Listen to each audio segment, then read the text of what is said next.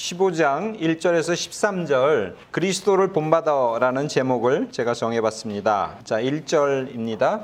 믿음이 강한 우리는 마땅히 믿음이 약한 자의 약점을 담당하고 자기를 기쁘게 하지 아니할 것이라. 1절에서 6절까지 바울은 지금까지의 논의를 요약하고 있습니다. 그리고 이 단락은 기원문으로 끝맺고 있어요. 5절, 6절에 그런데요. 먼저 믿음이 강한 자, 본문에는 강한 우리는 이라고 돼 있죠. 약한 자를 배려해야 된다고 바울은 이야기합니다. 로마 교회 내에 믿음이 강한 자들은 믿음이 주는 자유를 만끽했어요. 그리고 그들은 약한 자들이 신앙적으로 감당할 수 없는 것, 예를 들면 고기를 먹는다든가 포도주를 마신다든가 아니면 절기 준수를 더 이상 지키지 않는다든가 이런 것들을 하면서 신앙 안에서 이런 것들은 다 우리가 자유로워질 수 있다고 이렇게 주장했죠. 이런 행위 때문에 사실은 믿음이 약한 자들은 굉장히 신앙적으로 큰 압박을 받은 것이 사실입니다. 그런데 이제 바울은 여기서 이러한 행동에 대해서 경계할 것을 촉구하고 있습니다. 그리고 약한 자들의 연약함, 그 약점이라고 그렇게 번역했죠. 이 약점을 강한 자들이 의무적으로 감당해야 된다. 그렇게 얘기했습니다. 바스타조라는 헬라어가 지라라는 그런 뜻이거든요. 그렇기 때문에 약점을 담당하고 라고 우리가 번역했는데 강한 자들은 약한 자들을 의무적으로 그리고 그들의 그 약함을 어깨에 매라. 그 지라, 영어로 비어라 그러죠. 지라고 그렇게 충고하고 있습니다. 여기서 약점은 무능이나 무력함을 뜻해요. 그리고 강한 자들의 강함은 사실은 자기 스스로에게서 나온 것이 아닙니다. 예수 그리스도께서 죄와 죽음의 권세로부터 우리를 자유케 하셨죠. 그러한 그리스도의 사역과 또 성령의 능력에 기인해서 그들이 신앙적으로 강해진 거지 않습니까? 그렇기 때문에 자기가 잘나서 강한 것이 아니라는 거죠.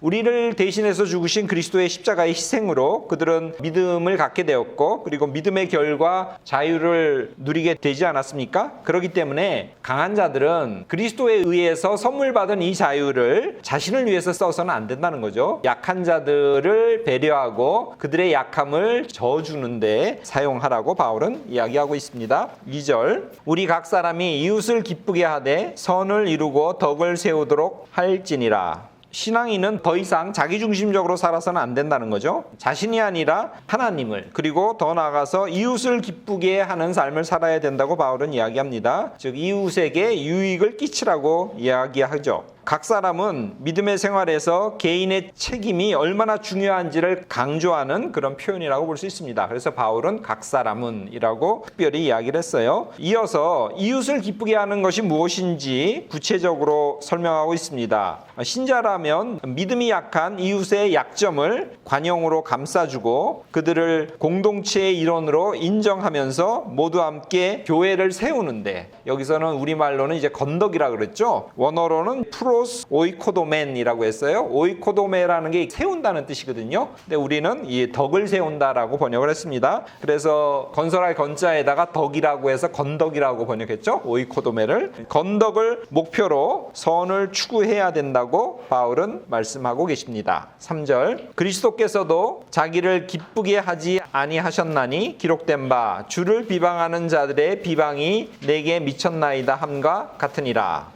자신이 아니라 남을 기쁘게 해야 되는 그 이유를 바울은 예수 그리스도의 삶에서 찾고 있습니다. 그리스도는 자신을 위해서 살지 않으셨다는 겁니다. 기록된 바로 인용되는 구절은 그리스도와 관련된 구절이 신약이 아니라 그 시편입니다. 시편 69편 구절을 인용하고 있습니다. 여기서 구약을 인용한 이유는 구약의 예언과 약속이 그리스도에게서 성취되었다는 점에서 그런 관점에서 구약을 인용합니다. 그리스도께서 남을 위해 대속물로 자신을 내어놓은 그런 희생은 구약 이래로 일관된 하나님의 구원 경륜 중에 하나이죠. 그리스도의 이러한 이타적인 삶은 구약의 전거에 따른 것입니다. 아니면 구약의 예언에 따른 것이죠. 예를 들어서 이사야서의 고난의 종의 노래 53장이 대표적이지 않습니까? 그러한 그 예언과 그러한 고백과 그런 노래가 결국 예수 그리스도에 의해서 성취된 거지 않습니까? 또는 구약의 예에서 찾아볼 수 있죠. 그 고난당하고 희생당하는 예를요. 그렇기 때문에 여기서 구약이 제시되고 있는 것입니다.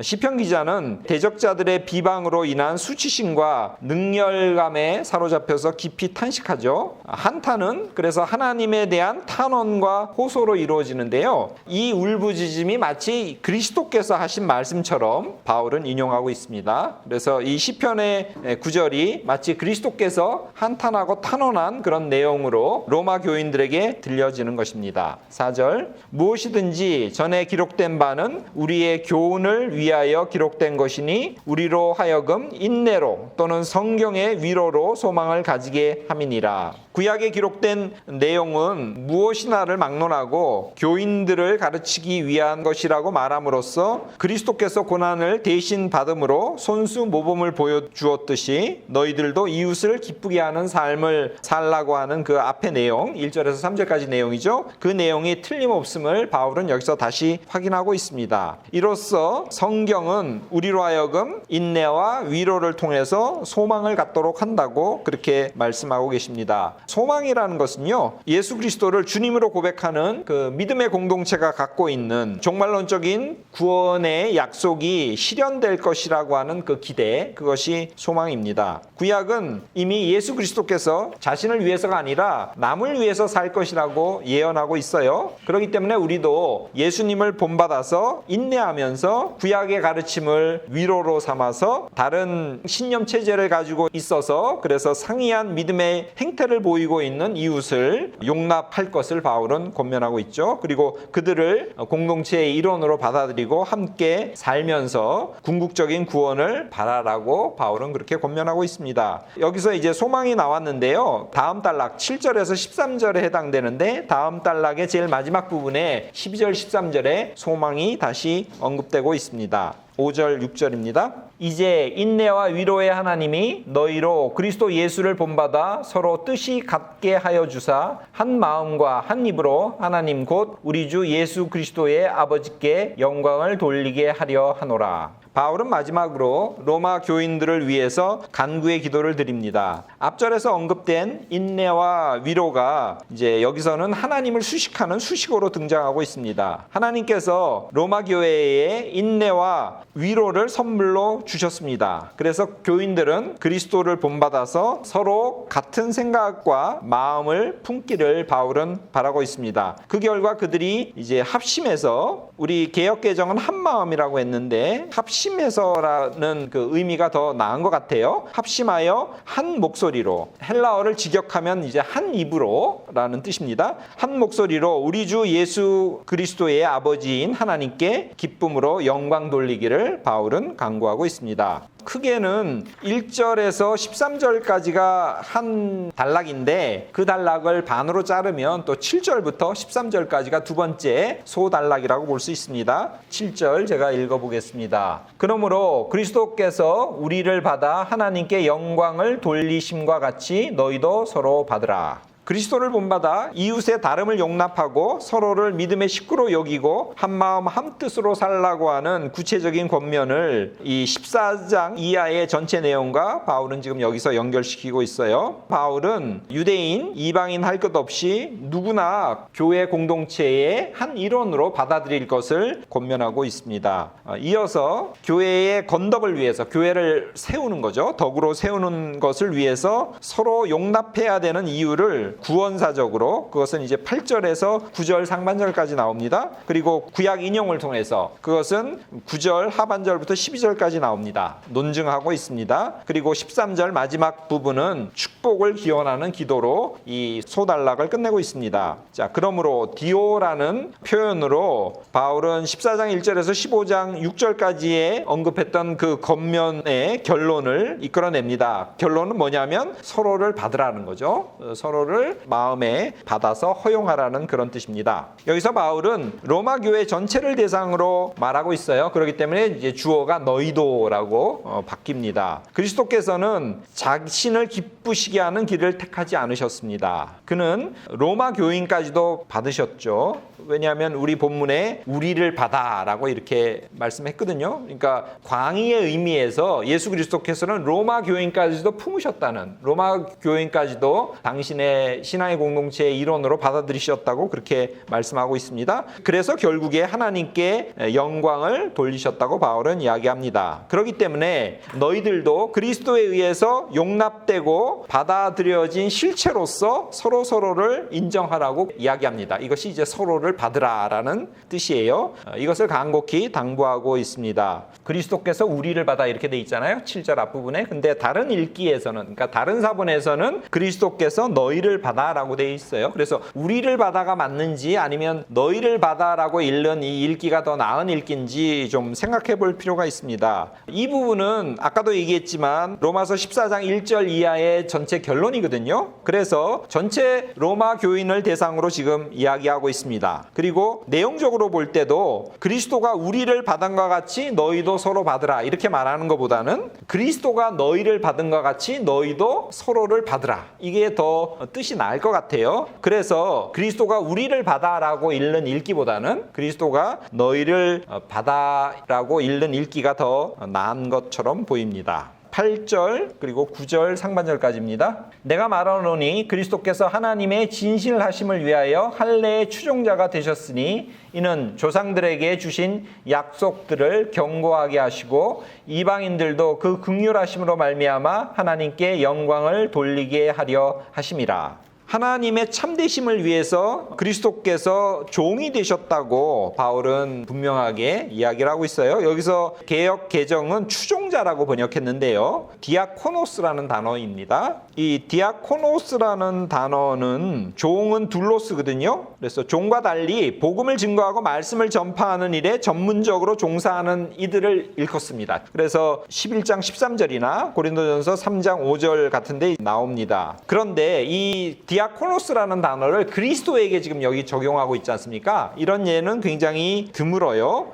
예를 들면 15장 8절 이곳과 그리고 갈라디아서 2장 17절에만 나오고 있습니다. 그리스도를 여기서 할례의 종이라고 그렇게 얘기했죠. 개정개혁은 할례의 추종자라고 번역을 했는데요. 그리스도께서 할례의 종이 됐다는 뜻은요, 하나님의 진리를 위해서다라고 바울은 그렇게 설명하고 있습니다. 그리스도께서 섬기시고 봉사했던 이유는 일단 두 가지 이유가 있는데요. 첫 번째로는 하나님께서 조상들에게 하신 약속이 진실된 것임을 확증하려는데 그 목적이 있습니다. 그렇기 때문에 그리스도께서는 할례의 종이 됐다고 얘기합니다. 다시 말하면 그리스도께서는 이스라엘의 선택을 염두에 두시고 할례자, 즉 이스라엘 사람들을 섬기는 사역을 감당하셨다는 그런 의미로 우리가 이해하면 될 것 같아요. 여기서 섬기는 사역이란 예수 그리스도의 말씀의 증거의 사역일 수도 있고요. 아니면 총괄적으로 성육신에서 이 땅에 오셨음을 뜻하는 그런 의미라고 볼 수도 있습니다. 아니면 하나님께서 자신의 언약에 대해서 신실함을 내보이사 이 구속사건의 정수인 예수 그리스도의 죽음과 부활을 의미하는 그런 뜻으로 이해할 수도 있습니다.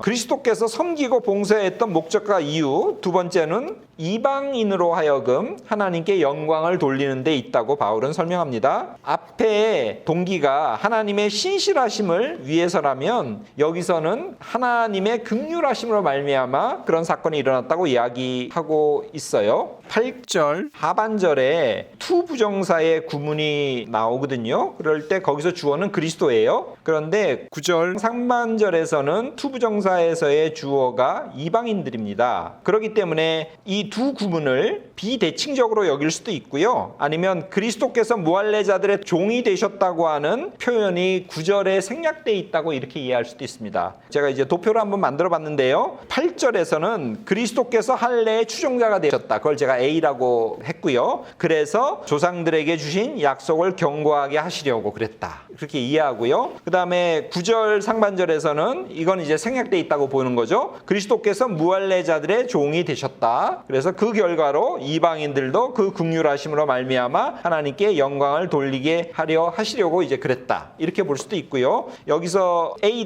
즉 그리스도께서 무할례자들의 종이 되셨다가 그냥 생략된 채 위에서는 주어가 그리스도고 아래에서는 그냥 주어가 이방인들로 해서 8절 하반절과 9절 상반절이 서로 그냥 비대칭적으로 설명되었다고 이렇게 볼 수도 있습니다. 하나님께서는 십자가의 죽음과 부활 사건을 통해서 우리 인류에게 긍휼을 베푸셨죠. 그래서 로마 교인들을 포함한 모든 이방인들에게 구원이라고 하는 선물을 허락하셨습니다. 그렇기 때문에 이방인들은 하나님을 경배하고 그분께 영광을 돌리고 있습니다. 바울은 로마 교회 내에 강한 자와 약한 자 간의 이 문제를 구속사적인 차원에서 이스라엘과 이방인이라는 그런 관점으로 풀어가고 있습니다. 즉 강한 자와 약한 자 사이의 갈등은 다름 아닌 교회 내에 유대 기독교인과 그리고 헬라 기독교인 간의 신앙의 차이에서 일어난 것입니다. 두 그룹 간의 의견의 불일치는 구속사에서 이스라엘과 이방인 사이에 발생했던 그런 문제, 즉 하나님께서 한쪽만을 지금 선택하셨지 않습니까? 아니면 한쪽만, 즉 이스라엘에게만 율법을 주셨지 않습니까? 이런 그 두 그룹 속에서 한 그룹을 선택했던 그런 문제와 관련해서 일어난 것입니다. 그것이 교회 공동체 내부로 전이된 것이다. 이렇게 볼 수 있죠. 그러나 이 두 그룹 간에 생긴 반목은 하나님께서 예수 그리스도를 통해서, 즉 예수께서 모두를 받으셨다고 이렇게 하지 않습니까?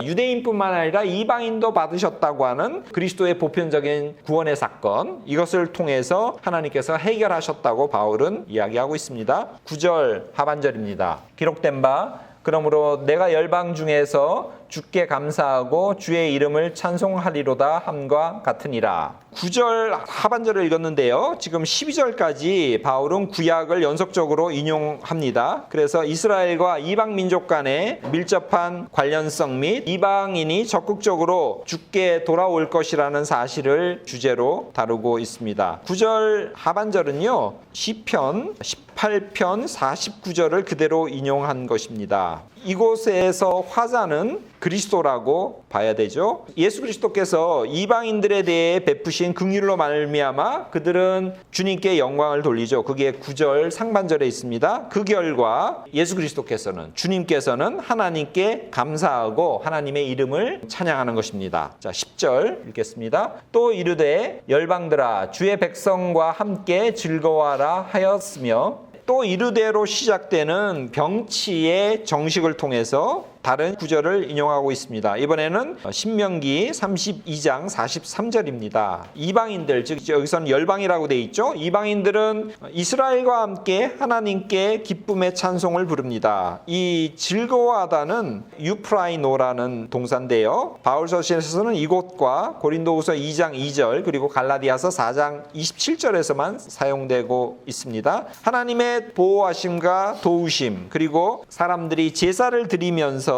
기쁨이 고조되었을 때, 그리고 종말론적인 성취의 기쁨을 표현할 때 유프라이노라고 하는 이 단어, 즐거워하다는 이 단어를 바울은 사용합니다. 11절 또 모든 열방들아 주를 찬양하며 모든 백성들아 그를 찬송하라 하였으며, 이어서 시편 117편 1절을 인용합니다. 여기서 모든 이방인들은 주를 찬양하죠. 모든 백성들, 즉 이스라엘과 이방인들 모두는 주님을 찬송한다고 바울은 이야기를 하고 있습니다. 12절 또 이사야가 이르되 이새의 뿌리 곧 열방을 다스리기 위하여 일어나시는 이가 있으리니 열방이 그에게 소망을 두리라 하였느니라. 이사야가 이르되라고 여기서는 이제 분명하게 이야기를 하죠. 그래서 어떤 구약 성경을 인용하는지 표시하고 있습니다. 이사야서 11장 10절이죠. 모든 이방인을 다스릴 자가 이새의 뿌리에서, 즉 다윗의 후손에서 날 것이라는 예언이 예수 그리스도를 통해서 이루어졌죠. 그는 다윗의 자손으로 죽은 자 가운데서 부활하셔서 능력으로 하나님의 아들로 인정되셨죠. 1장 3절 4절에 그런 내용이 나왔었죠. 했었죠. 그리고 전 우주적인 영역에서 자신의 지배력을 행사하십니다. 고린도전서 15장 24절, 25절 같은데 이런 내용이 있습니다. 예수 그리스도는 유대인이나 이방인을 구별하지 않고 갈라디아서 3장 28절에 그런 내용이 나와요. 믿는 모두를 장차 임박한 하나님의 진노의 심판에서 건져내실 뿐입니다. 데살로니가전서 1장 10절 등에 나옵니다. 그렇기 때문에 예수 그리스도는 이방인을 포함한 전 인류의 소망이 되신다고 바울은 이야기하고 있죠. 11절에 구약 인용에서 보듯이 이방인들에게 주어진 구약의 약속은 바울의 때에 모두 지금 실현된 것입니다. 이방인들이 이새의 후손, 즉 예수 그리스도죠. 이새의 후손을 통해서 가졌던 소망과 바램이 그리스도의 오심으로 이루어지신 것입니다. 이방인들의 소망의 근거가 유대인 예수 그리스도라는 점에서 교회 공동체 내에 소수의 구성원인 유대 기독교인들, 이들이 연약한 자지 않습니까? 그들은 존중되어야 되죠. 왜냐하면 그들의 후손에서 예수 그리스도가 오셨기 때문에 그렇습니다. 특별히 하나님의 약속은 이방인들이 주의 백성과 함께 즐거워하고 찬양하는 것이기 때문에 더욱더 그렇습니다. 13절, 소망의 하나님이 모든 기쁨과 평강을 믿음 안에서 너희에게 충만하게 하사 성령의 능력으로 소망이 넘치게 하시기를 원하노라. 바울은 14장 1절부터 시작된 공동체 내부의 분란과 갈등 문제를 간구의 기도로 지금 끝맺고 있습니다. 앞절에서 언급된 이 소망이 간구의 핵심이라고 볼 수 있어요. 소망의 근원이 되시는 하나님께서 성령의 은사인 기쁨과 평화를 로마 교인들에게 풍족히 채워주시기를 우리 사도 바울은 원하고 있습니다. 하나님께서는 믿는 자로 하여금 기쁨과 평화 속에서 영적 성장을 거듭하도록 하십니다. 이때 믿음은, 우리 성경에는 이제 믿음 안에서라고 나왔죠. 그 성장을 가능케 하는 근거이자 터전 역할을 합니다. 믿음에 근거하지 않은 공동체 내의 기쁨과 평화는 다 거짓된 것입니다. 기쁨과 평화로 충만한 그런 믿음을 가진 존재가 추구하는 목표는, 여기서 이제 전치사 에이스가 나오는데요, 소망이 넘치는 것입니다. 소망은 비기독교인과 기독교인을 구별하는 가장 핵심적인 척도예요. 데살로니가전서 4장 13절에 보면 비그리스도인을 일컬어서 뭐라고 얘기하냐면 소망이 없는 다른 이와 같이라는 표현이 나옵니다. 기독교인만이 궁극적인 그리고 진정한 소망을 가질 수 있는 거죠. 우리 안에 있는 소망은 하나님께서 성령의 능력으로 우리에게 주신 것이라고 바울은 이야기하고 있습니다.